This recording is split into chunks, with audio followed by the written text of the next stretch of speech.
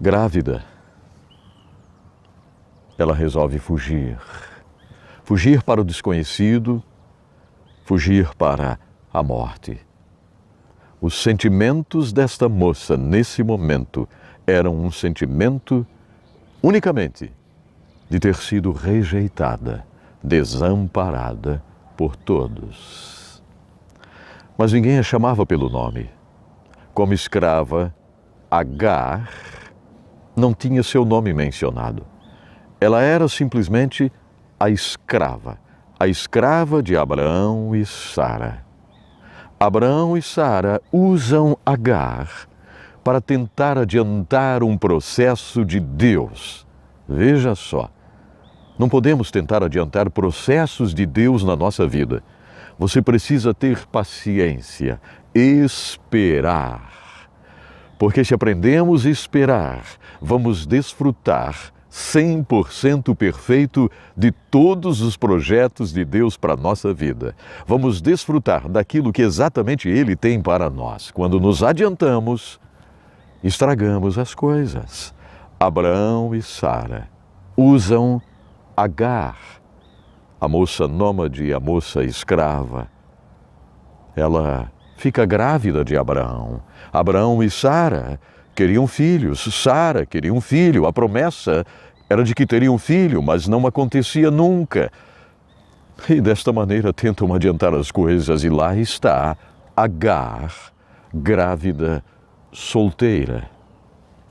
Agora, quando Sara vê a sua escrava grávida e que Abraão gosta de olhar para Agar, grávida de seu filho, Sara não gosta.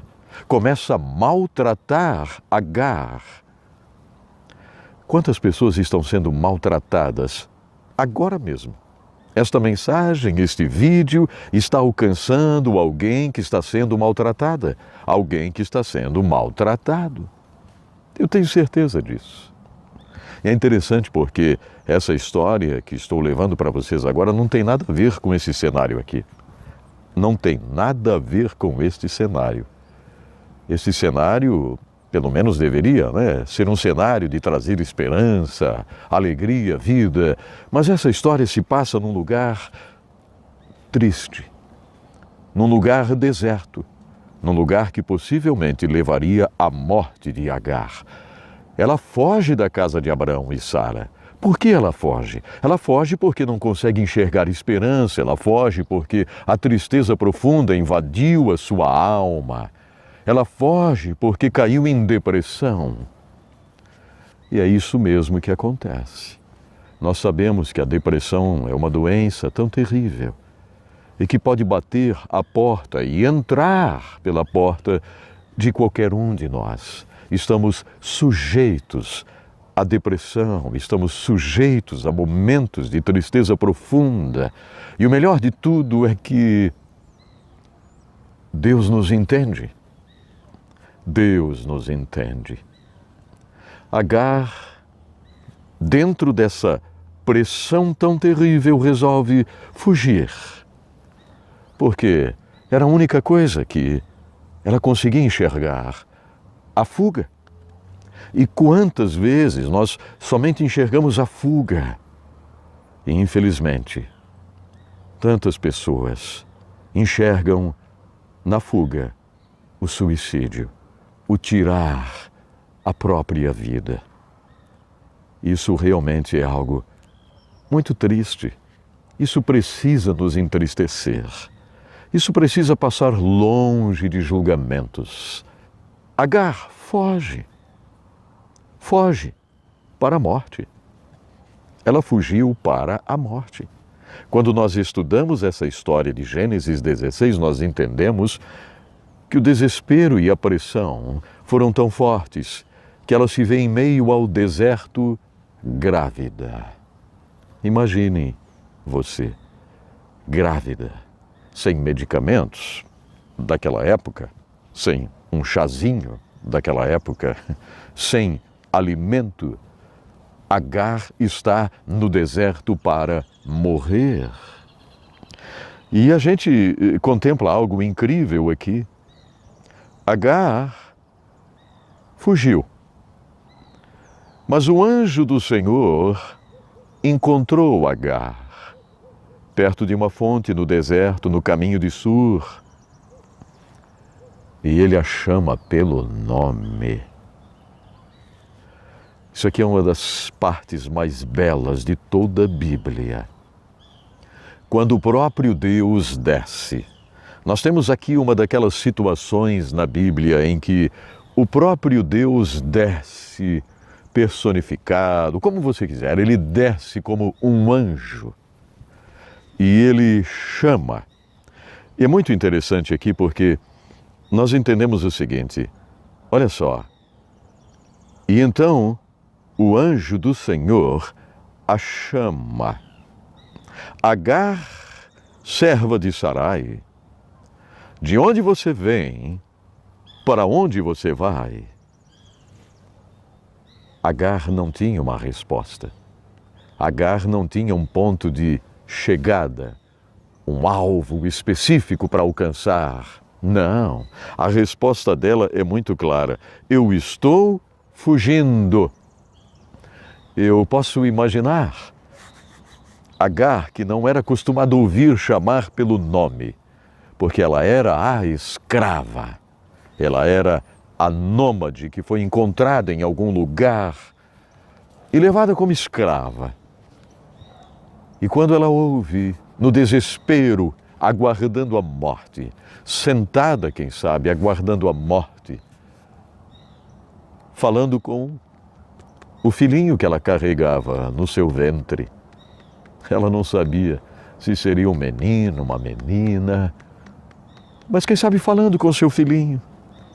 Ela ouve uma voz, Agar, para onde você vai? Eu estou fugindo. Estou fugindo. As próximas palavras. Então o anjo diz, volte, volte. E disse mais um anjo, multiplicarei tanto os seus descendentes que ninguém poderá contá-los, Agar. Então volte, porque tu tens vida pela frente, tu tens promessa para se cumprir à tua frente, Agar. Há planos para você, Agar. Volte, Agar. Mas o Senhor diz mais para Agar, ei, você está grávida. E aí Deus faz um ultrassom ali no deserto, sem equipamentos modernos, sem nada de ciência que conhecemos hoje. Deus faz um ultrassom na barriguinha de Agar e diz, você terá um menino. Quem sabe Agar, é mesmo, você terá um menino. E o nome dele será Ismael ou Ismael. Ouça mais, essa história é vibrante. Você está grávida, terá um filho e dará o nome de Ismael, porque o Senhor a ouviu em seu sofrimento. Isso aqui retrata algo muito especial para a nossa caminhada nessa terra. O Senhor nos vê em nosso sofrimento. Os olhos do Senhor contemplam a nossa situação nos mínimos detalhes. Em detalhes tão mínimos que o Senhor desceu e resolveu revelar para Agar o sexo do bebê. O Senhor desceu e resolveu dizer para ela, eu conheço o teu sofrimento, eu sei muito bem o que você está passando. Mas tem mais. O teu filho será como um jumento selvagem. A mão dele será contra todos, a mão de todos contra ele, e ele viverá em hostilidade contra todos os seus irmãos. E este foi o nome que ela deu ao Senhor que lhe havia falado. Ela resolve dar um nome a Deus, porque ali estava revelada toda a esperança de futuro para Agar, que seria mãe de todo o povo árabe. É verdade. Por isso tem muita gente que não consegue entender a história dos árabes, a história da força, a história do petróleo. está aqui, está revelada. O próprio Abraão criou tudo isso. Ismael, o filho de Agar, o pai das nações árabes, com toda força, com toda pujança, com toda a arte da guerra, luta, batalha, está aqui. Está aqui. E ouça bem, este foi o nome que Agar deu ao Senhor que havia falado com ela. Tu és o Deus que me vê. Porque ela pensava que ninguém a estava contemplando, é lógico. Ela estava em fuga, ela estava no deserto, e este é o sentimento da tristeza profunda. Esse é o sentimento da depressão, esse é o sentimento da rejeição. Ninguém me vê, ninguém fala comigo, ninguém se importa comigo, ninguém me quer. Mas eis que ela diz: Be'er lahai roi. Este é o Deus que me vê e mostrou-me uma fonte.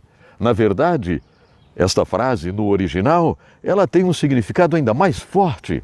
Esse é o Deus que me vê e construiu aqui um poço para mim. Abriu um poço para mim, para que eu pudesse beber água, ir em frente, voltar, acreditar.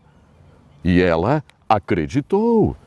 Agar voltou para a casa de Abraão e Sarai, para que pudesse gerar o seu filho. A promessa era clara: o seu filho nascerá. O Senhor ouviu o teu sofrimento. Por isso, Be'er lahai roi, o Deus que me vê e abre um poço para mim.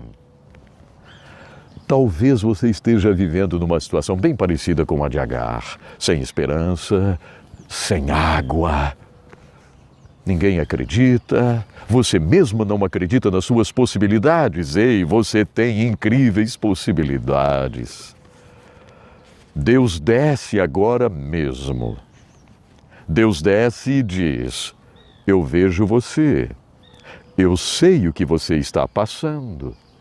Depende de você levantar-se e seguir adiante.